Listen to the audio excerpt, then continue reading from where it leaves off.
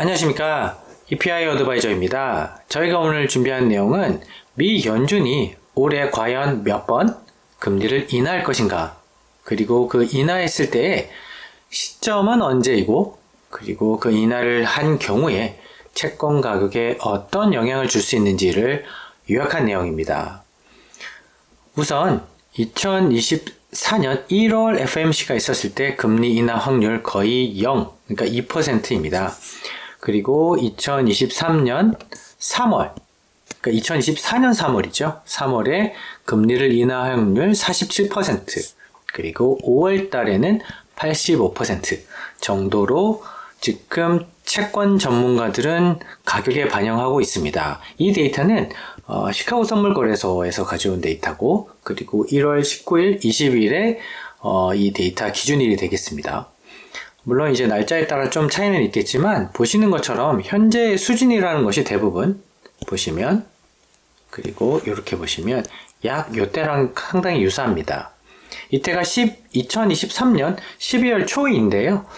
그때의 채권 시장의 분위기를 보시면 마치 지금 2024년 1월에 저희가 보고 있는 분위기와 거의 유사합니다.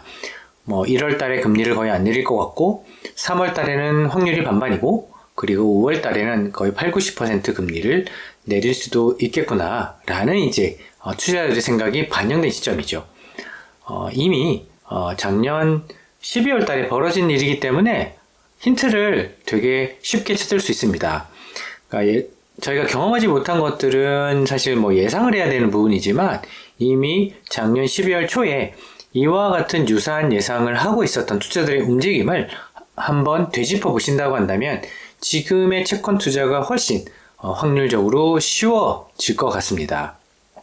그러면 지금 현재 봤을 때 미 연준이 상반기에 4번 FMC 회의가 있고요. 그러니까 정책 금리를 결정하는 게 4번 있고, 그리고 하반기에도 4번이 있습니다.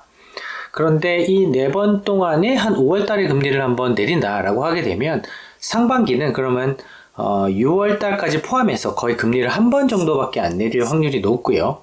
그러면 나머지 미 연준이 개최됐을 때의 점도표, 즉 익명으로 투표를 했을 때 2024년에 금리를 몇 번 정도 내릴 것인가에 대한 연준 이사들의 의견이 약 3번이었습니다. 그러면 상반기 한 번 내리면 이제 하반기 2번 정도가 될 텐데요.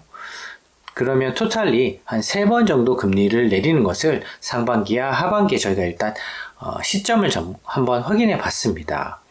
그러면 이제 하반기에도 재밌는 일이 벌어지게 되는데요. 그러니까 4번 이제 FMC, 그러니까 금리 의사결정을 하는 회의가 일어났을 때 한 번 내리고 나면 그 다음 쉬고 또 한 번 내릴 수 있다. 즉 퐁당퐁당 형태로 이제 금리 인하의 어떤 어프로치가 하반기에는 생겨날 것 같습니다.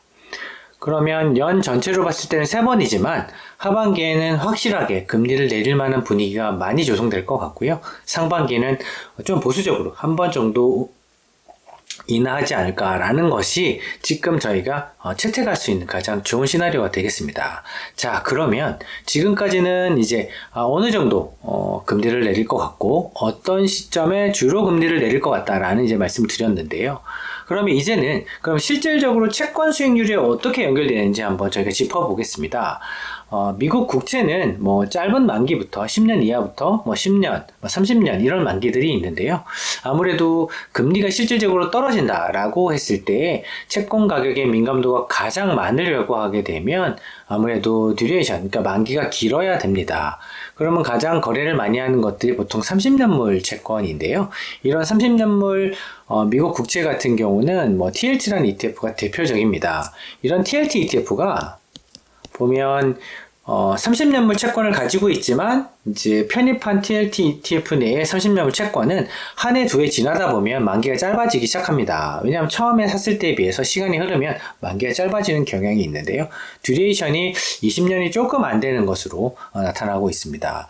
그러면 실질적으로 금리를 한 번 내릴 때 0.25% 정도를 이제 내리게 되는데, 그런 이제 0.25%를 내리게 되게 되면 TLT 같은 경우는 채권 가격이 보통 한 4% 전후로 가격이 떨어지는데, 뭐, 미리 말하면 4에서 5% 정도로, 30년물 채권 가격이 채권 가격이 상승할 수 있습니다. 이제 금리가 떨어지니까 채권 가격이 상승하겠죠.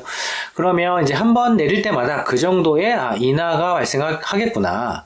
그러면 채권 가격도 어느 정도 그렇게 움직이겠다라는 걸 저희가, 미리 예상해 볼 수 있는 부분이 있는데요. 그러면 상반기에 한 번, 그럼 한 5%가 조금 안 되는 성과를 저희가 기대할 수 있고요. 그리고 하반기에 두 번, 그러면 금리가 한 50bp, 그러니까 0.5% 정도 떨어질 텐데, 그러면 한, 10%가 좀 안 되는, 그러니까 한 7에서 10% 정도의 가격 상승이 발생할 수도 있습니다. 금리 하락에 따른. 그럼 연간으로 보게 되면 뭐 한 4, 5%씩 3번 정도 발생하니까요. 한 15% 정도. 그러니까 사실 채권 가격 상승을 저희가 예상해 볼 수 있고, 그리고 이미 채권을 지금 샀다고 한다면, 이미 사실 때 이미 채권의 금리가, 결정이 되지 않습니까? 4.4%, 4.3% 정도로 미국 30년 채권을 저희가 지금 살 수 있습니다. 그럼 이것들을 쭉 합해보면 뭐 20%를 넘지는 못하지만 거의 그 수준과 유사한 형태의 패턴을 가지고 채권 가격의 상승, 이런 채권 투자에 따른 이득, 이런 것들을 저희가 감안해 볼 수 있습니다. 그러면 저희가 오늘 이제 이 영상을 통해서 저희가 전달하고자 하는 바는 미 연준이 상반기에 금리 인하를 하는 횟수보다 하반기에 금리 인하는 횟수가 많아질 것 같은데, 그러면 하반기가 되면 될수록 기대 심리가 좀 올라가서 채권 가격이 또 뭐 강세를 보일 가능성도 여전히 있고요. 문제는 레버리지 투자를, 그러니까 화생 상품에 어떤 그 기능이 들어가 있는 레버리지 투자를 하시게 된 분들 같은 경우는 실제 채권, 그러니까 TLT ETF 기준으로만 하더라도 뭐 단기적으로 5에서 한 7% 정도 손실이 났는데, 2배에서 3배 손실이 나고 나면 사실 좀 손실 규모가 클 것 같습니다. 그런데도 만약에 이렇게 이제 가격이 올라온다라고 했을 때 채권 금리가 떨어져서, 그러면 이제 수익률 기준으로는 사실 비슷하게 올라갈 수 있는데, 이제 원본 자체가 작아지다 보니까 ETF의 가격이 어떤 회복되는 속도 좀 더뎌질 수 있다, 늦어질 수 있다라는 부분을 참고해서 좀 기억해 두시면 더 좋을 것 같고요. 저희는 이렇게 이제 상반기와 하반기에 나누고 그 특정 시점에 따른 부분에 따라서 채권 가격의 움직임을 또 짚어봤고, 그리고 그 시점에서 저희가 이제 기대할 수 있는 2024년 전체로 기대할 수 있는 기대 수익에 관련된 이야기를 나눠봤는데요. 저희가 오늘 말씀드린 이렇게 이제 그러니까 사실은 정해지진 않았지만 확률이라든지 특정 시점의 채권 금리 인하에 관련된 부분이 역시 시간이 지나면 지날수록 좀 업데이트가 될 것 같습니다. 뭐 인플레이션 때문에 그럴 수도 있고요. 그리고 경제 환경 때문에 그럴 수도 있을 것 같은데, 그 부분은 또 업데이트가 되는 대로 저희가 다른 영상을 통해서 저희가 찾아뵙도록 하겠습니다.